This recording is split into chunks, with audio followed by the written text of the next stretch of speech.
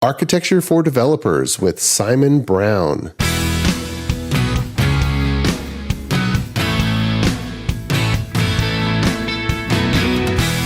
The Azure DevOps Podcast is a show for developers and DevOps professionals shipping software using Microsoft technologies. Each show brings you hard-hitting interviews with industry experts, innovating better methods, and sharing success stories. Listen on to learn how to increase quality, ship quickly, and operate well. And now your host, Jeffrey Palermo.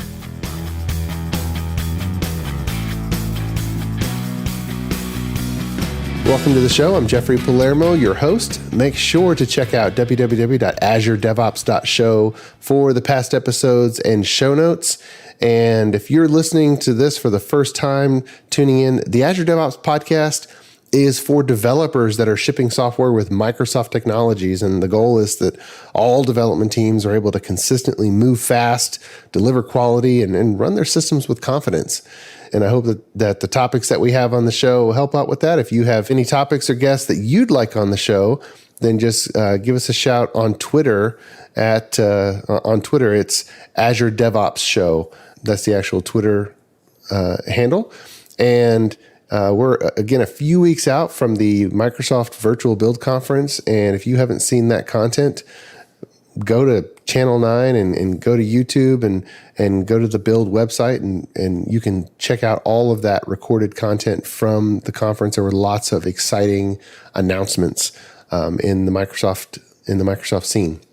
Now today, I'm excited to have on the show Simon Brown, and he's the author of Software Architecture for Developers, a developer-friendly guide to software architecture, technical leadership, and the balance with agility. And Simon's also the creator of the C4 software architecture model and the founder of Structurizr, which is a collection of tooling to help software teams visualize, document, and explore their software architecture.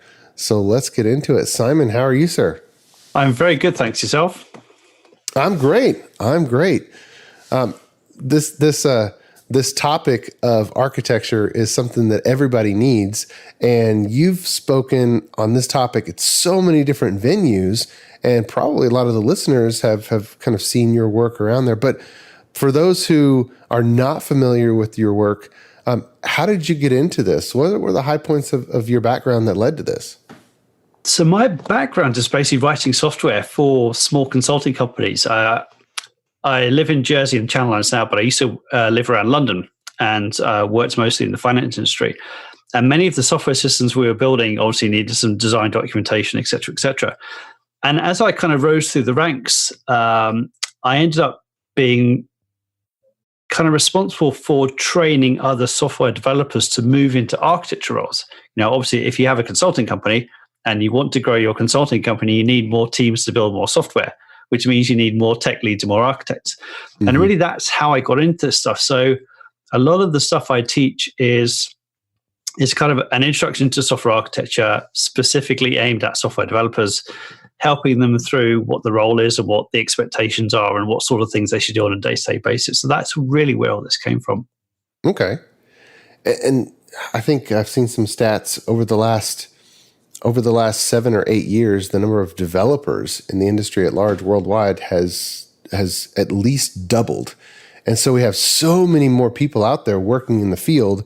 And I think it's at least from my observation, so ambiguous what the different roles are, and then seniority and then who is doing what level of design.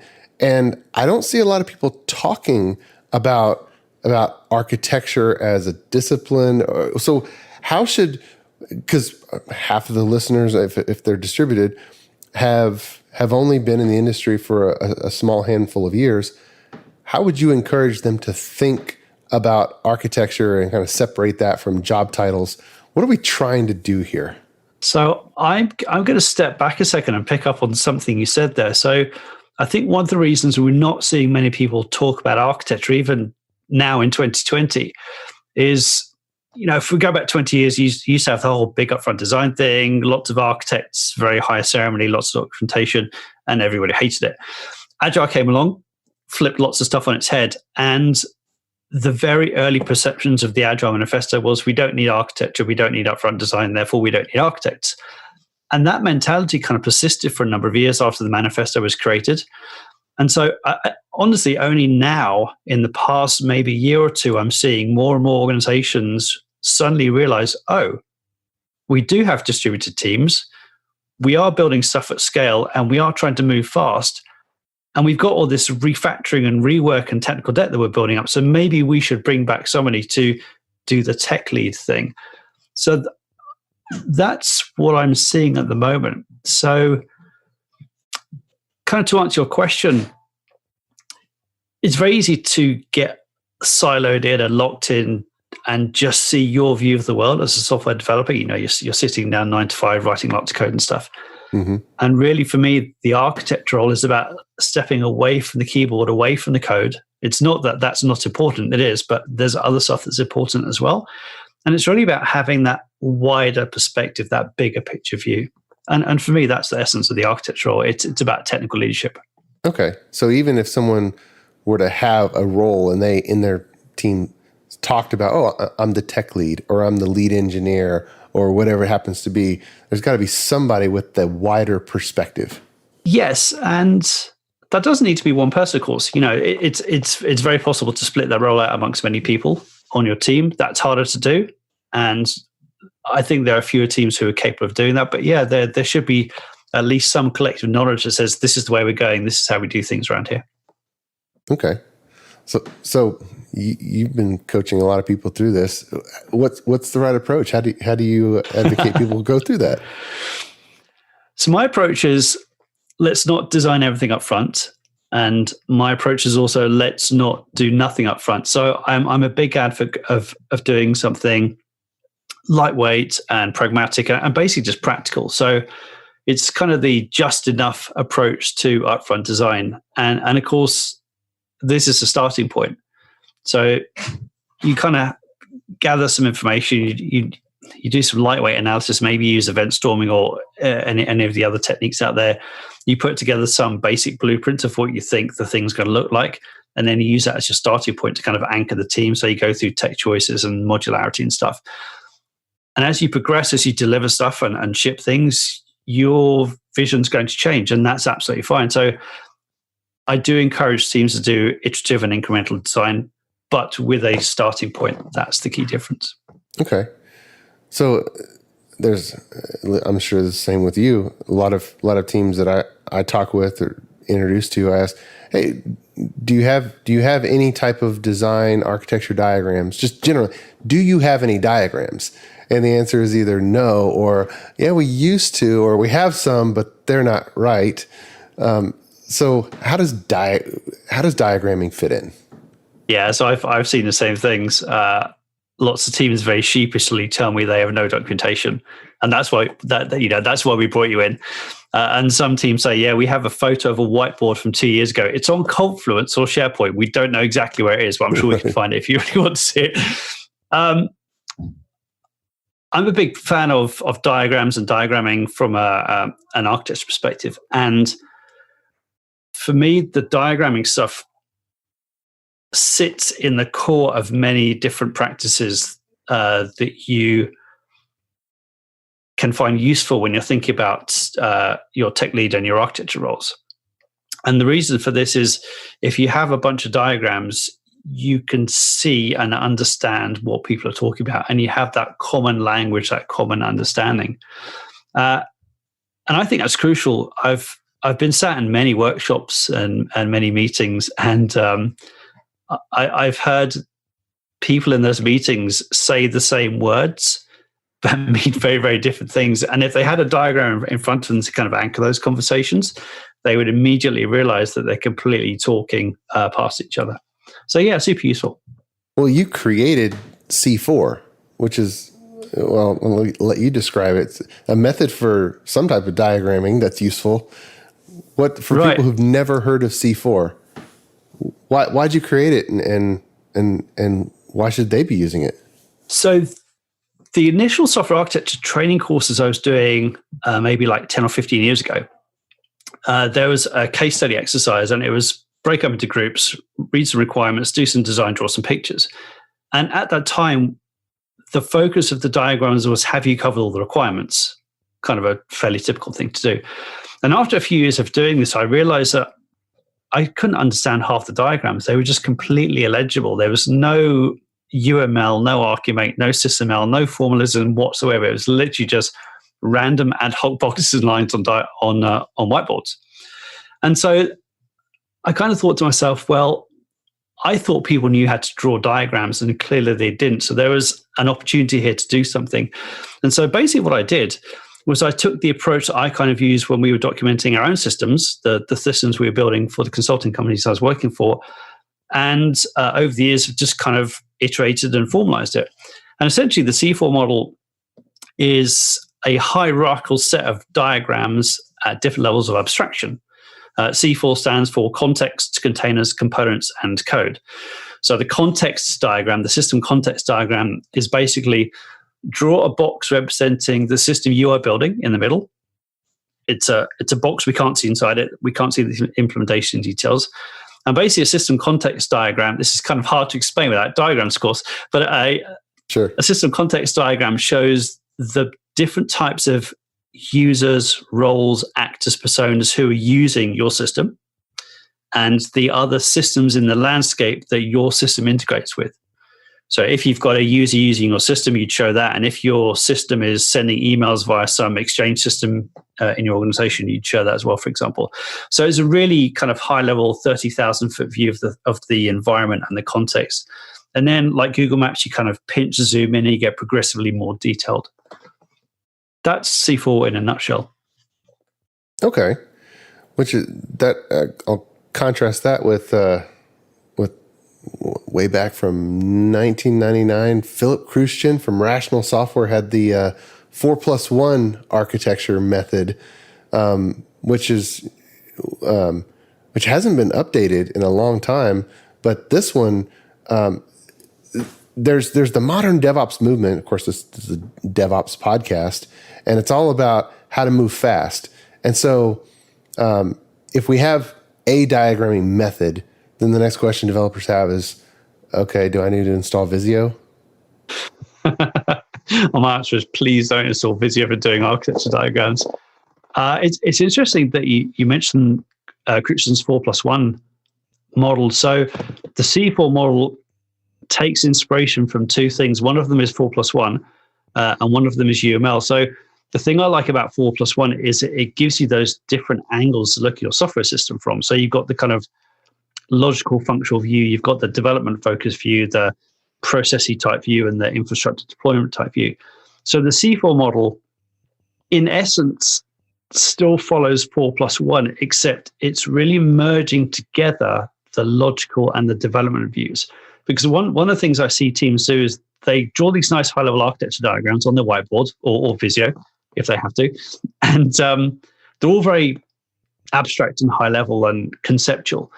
And then you ask the development team, so here are your architecture diagrams, they're all very high-level. Do they reflect in any way the code that you're writing? And the answer is always no. And I wanted to therefore merge these two different views together. So now it's a hierarchy of different levels of detail rather than two separate artifacts. Okay. So 4+1 super useful, and I would still add a deployment picture onto the C4 stuff around it as well, and also something about interaction and behavior. So does that make it C5 or C6? It's kind of so C4 study. I know that naming's hard, right? So C4 is really the hierarchy of static diagrams, and that's what I call the core diagrams. And then there are some supplementary diagrams that kind of fit nicely around it to complete the picture. Now, I can't pass up, you said, please don't install Viseo. So the developers that are listening say, okay, so not Viseo, then what? So the problem with Viseo, and it's a fantastic, powerful tool, and I love it for doing not software architecture diagrams. The problem with Viseo is it doesn't know what you're doing. So when you draw a box representing the software system on a Viseo canvas, it doesn't know it's a software system. It just knows it's a box with some text in. When you draw an arrow between another box again, it just knows it's an arrow. So the domain-specific language of Viseo is basically shapes. Mm-hmm. And I think we need to get a little bit more sophisticated and stop doing drawing and diagramming. And actually, I think we should go back to doing modeling again.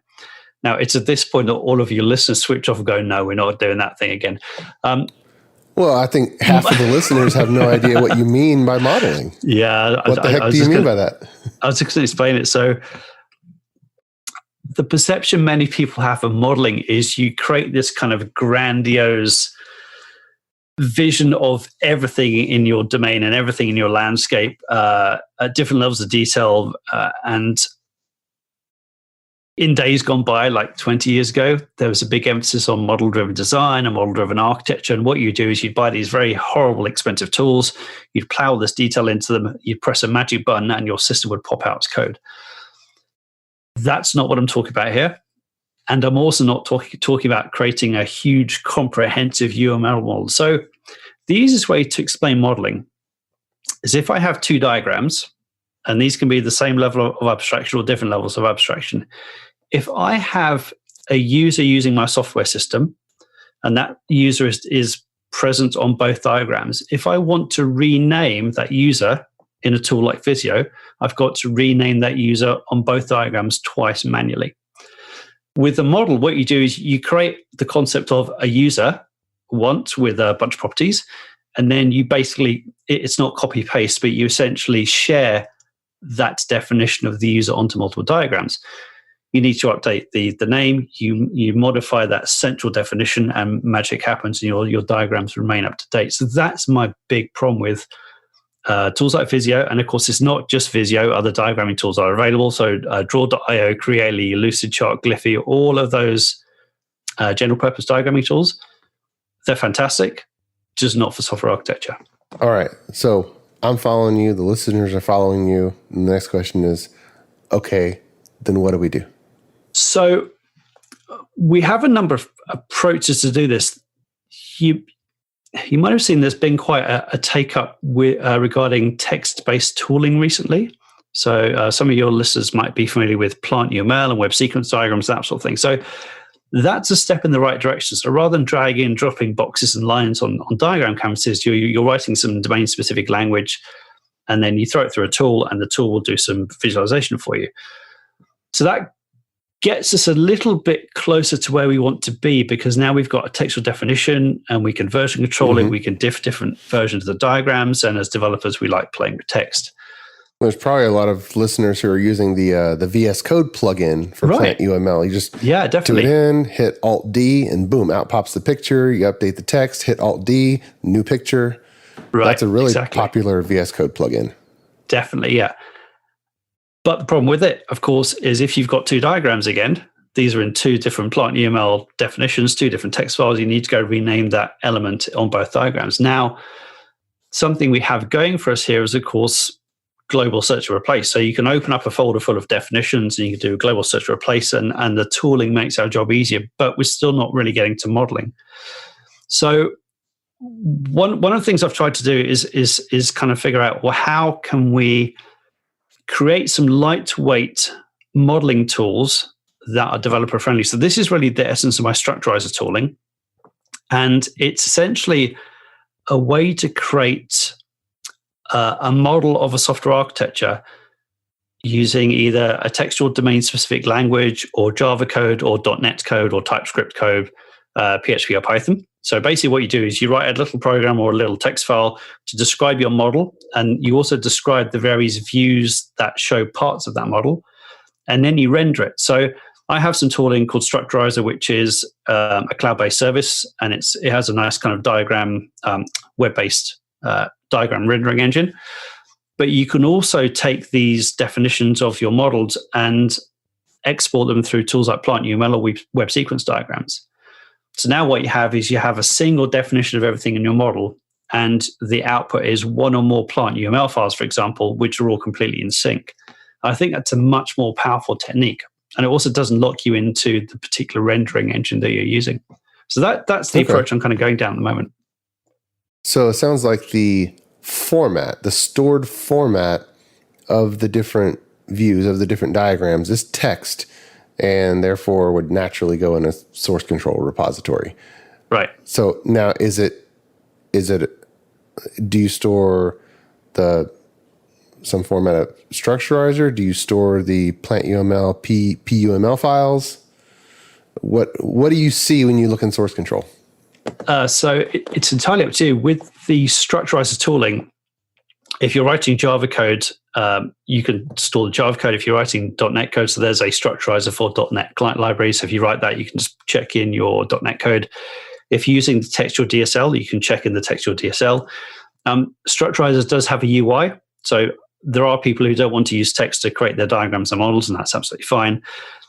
In the case that you're using the UI, you can get a JSON document export. So all of the data is being stored as a JSON document, and you can pull that out and pop that in source code control as well.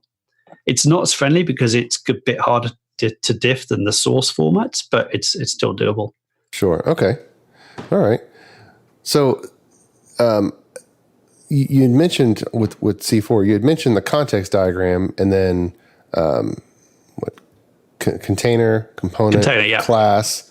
Can you give us a rundown of what those are and when developers should be doing that? Because we kind of dived through the tooling. Now we're coming back up because they could just do this on a whiteboard and snap a photo. Right. And actually, using a whiteboard or a piece of paper is exactly what I'd recommend, especially when you're doing that kind of early upfront stuff.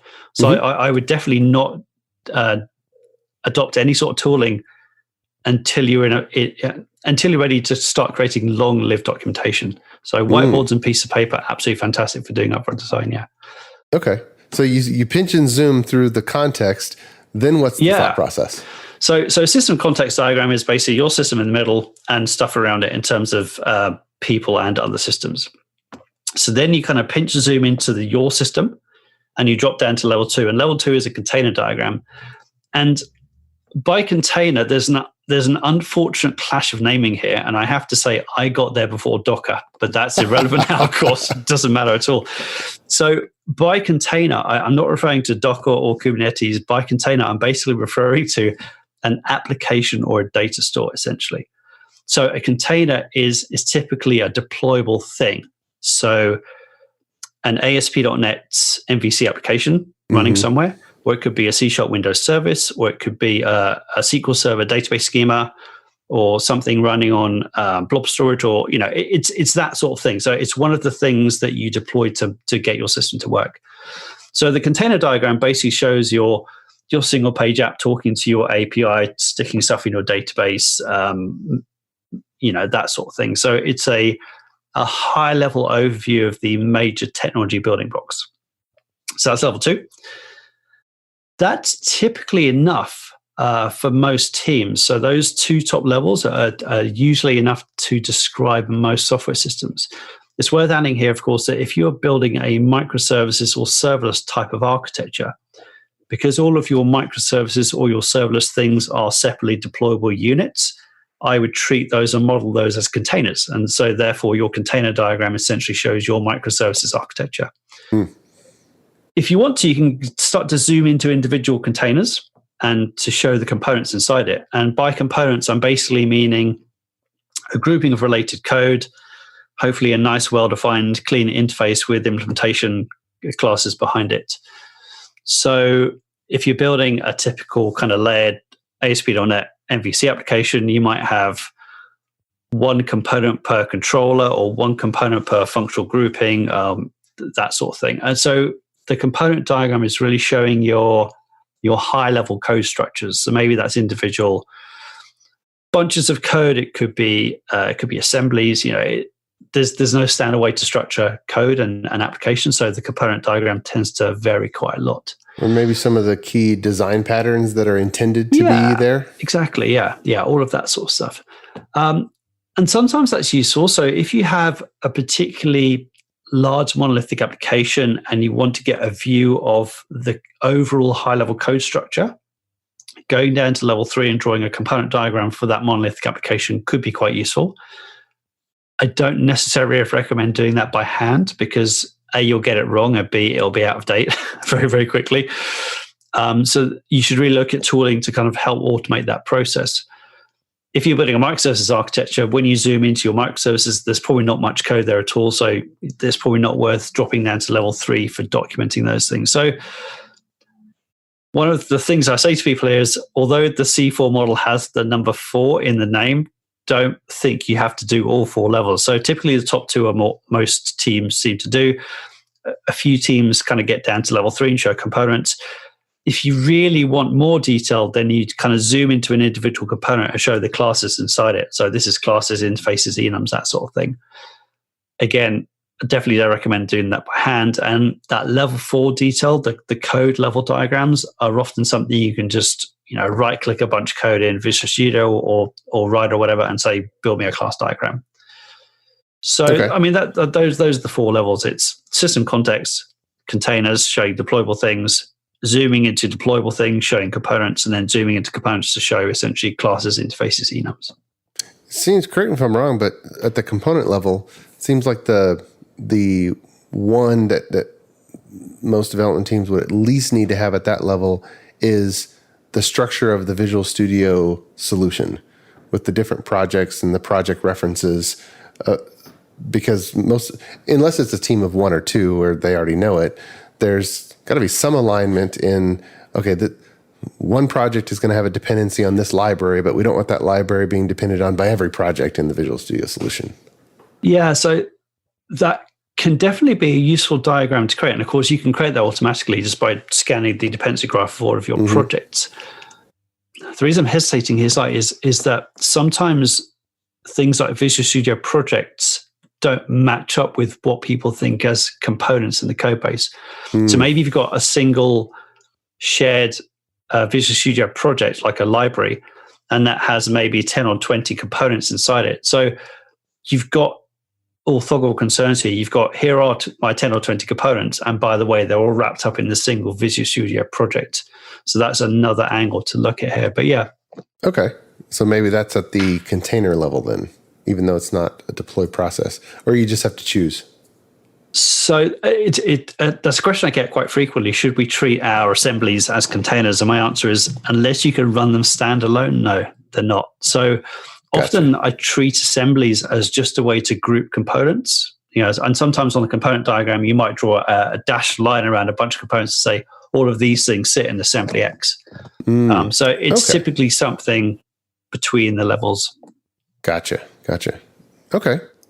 One thing you mentioned was on the class diagram level, don't do it by hand. Is that alluding to that there are some generators that you like to use to generate it? Or do you just, when's the last time you actually did that level? What you mean, actually generated level 4 diagrams myself? A long time ago, literally only for the examples in my book or something. It's not. So those low level diagrams don't tend to be that useful because you've got the code. So a UML class diagram basically just reflects the classes right back at you, and it's a complete one-to-one mapping. So unless your system is really messy, it should be fairly easy to navigate your code base. One of the interesting things I've noticed is that when some of the teams I work with strive to clean up their internal code structure so they can auto-generate a nice clean component diagram, the process of cleaning the code base negates the need for the diagram, which is really interesting, right? Because they had this code base which was a mess to visualize and explore, and then they cleaned it up, and now they don't need the diagram because it's easy to navigate in Visual Studio. Right. That's true. An interesting kind of cause and effect thing there. That's true. But yeah, I definitely don't recommend level 4 diagrams unless you really, really want them to describe patterns or something. Okay. And so going back to the role, developers, their development teams are struggling still to figure out how to organize themselves. And maybe in some organizations, management designates the structure. But otherwise, in your experience, who should be doing this type of work? How do you coach your clients? It's really on a kind of case-by-case basis. So some of the organizations I work with, they're very into the kind of agile mindset. Everything's collaborative. Maybe they've got remote distributed teams. And in those sorts of environments, those organizations tend to want to share their all out. Maybe they've got different teams owning different services, for example, doing the kind of Amazon, Netflix, Spotify thing.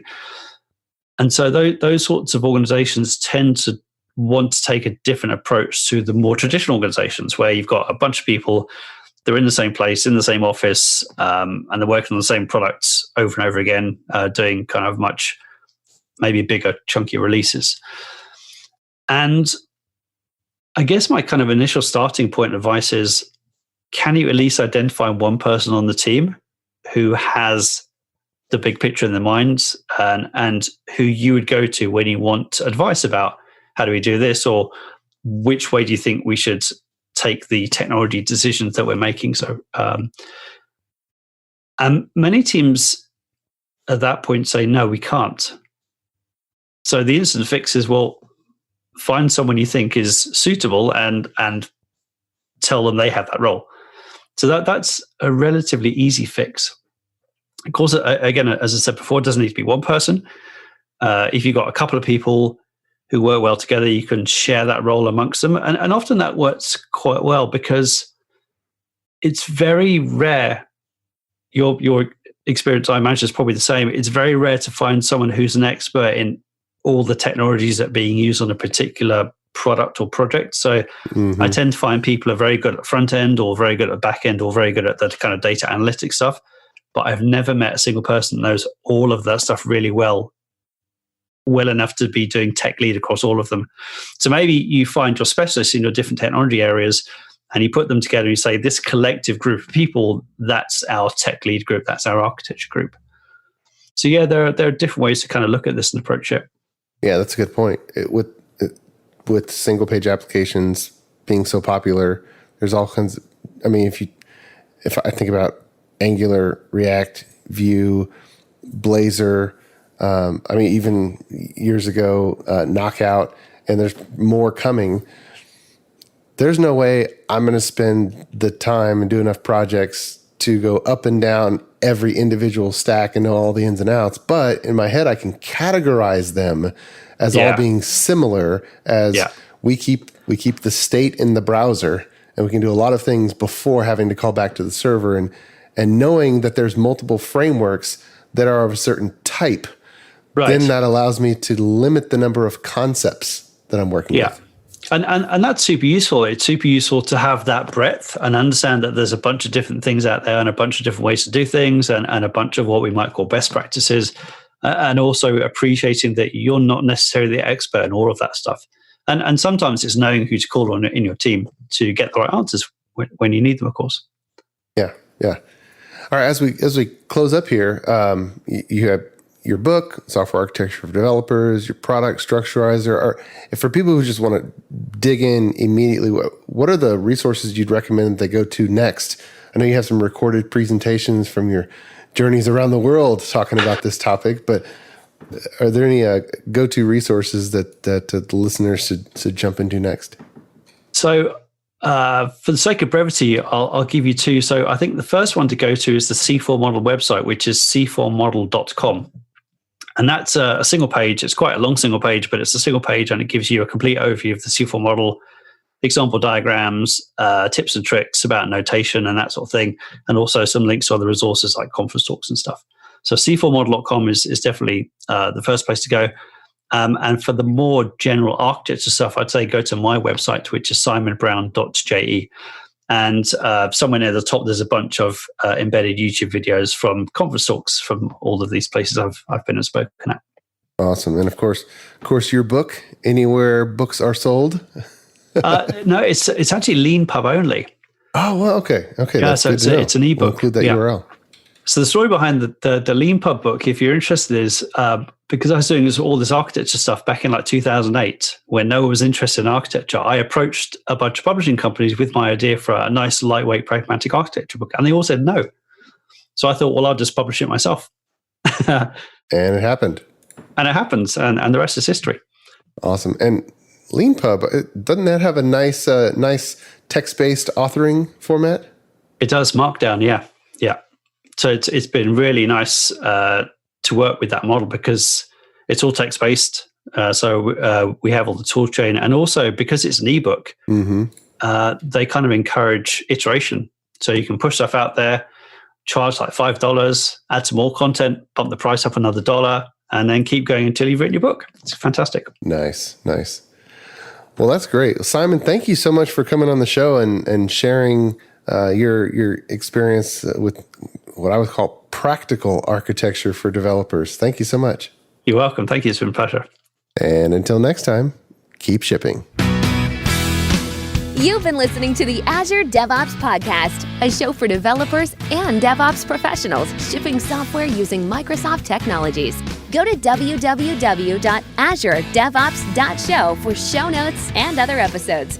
On behalf of your host, Jeffrey Palermo, and our sponsors, thanks for listening, and may God bless you.